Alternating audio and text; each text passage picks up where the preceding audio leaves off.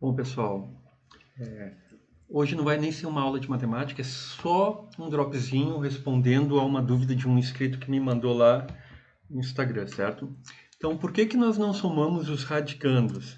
Por exemplo, raiz quadrada de 64 mais raiz quadrada de 36 é igual a raiz quadrada de x. Então, a dúvida era, eu posso fazer isso aqui, raiz quadrada de 64, já que os índices aqui é 2 e aqui é 2 também, eu poderia fazer isso aqui, 64 mais 36, e isto vai dar 100, né, gente? Então, eu poderia dizer que esta raiz aqui, que o x, ele vale 100, se eu somar isto aqui, eu poderia dizer isso. Bom, tu tem que pensar que raízes são números. Então, primeiro, se eu tenho uma raiz exata, eu extraio, tá? Eu só não vou extrair a raiz quando eu não tiver uma raiz exata, porque daí fica mais fácil eu trabalhar com o radical. Então, quanto que é a raiz de 64? É 8, né? 8 ao quadrado de 64. Mais, quanto que é a raiz quadrada de 36?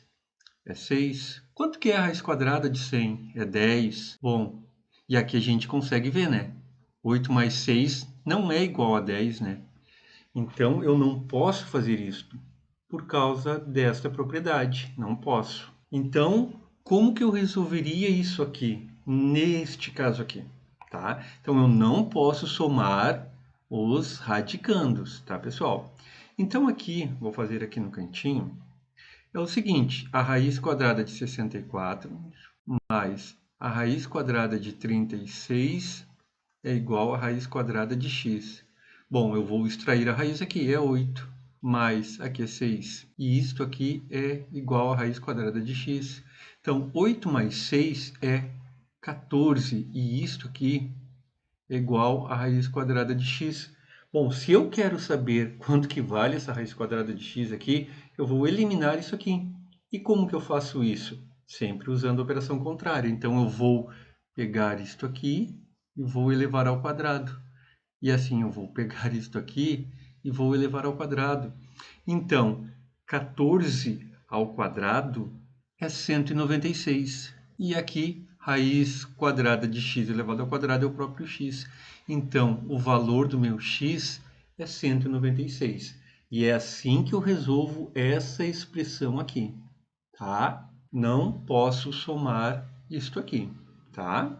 Mas aí surgiu uma outra dúvida. E se fossem iguais?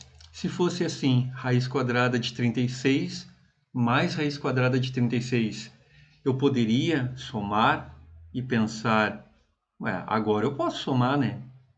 36 mais 36, porque são iguais, e a gente sabe que tem uma propriedade que diz que quando os índices e os radicantes são iguais, eu posso somar. Só que, gente, aí é que tá. Eu não vou somar os radicandos, não vou fazer isto. Pensa comigo aqui. Quantas raízes de 36 eu tenho aqui? Uma. E desse lado? Uma. Então, o que que eu vou somar? Eu vou somar o número de raízes que eu tenho. Eu tenho duas raízes de 36. E isto é igual a minha raiz quadrada de x. Bom, duas raízes de 36 é duas vezes esta raiz quadrada. Raiz de 36 a gente sabe que é 6. E isto é igual a minha raiz de x.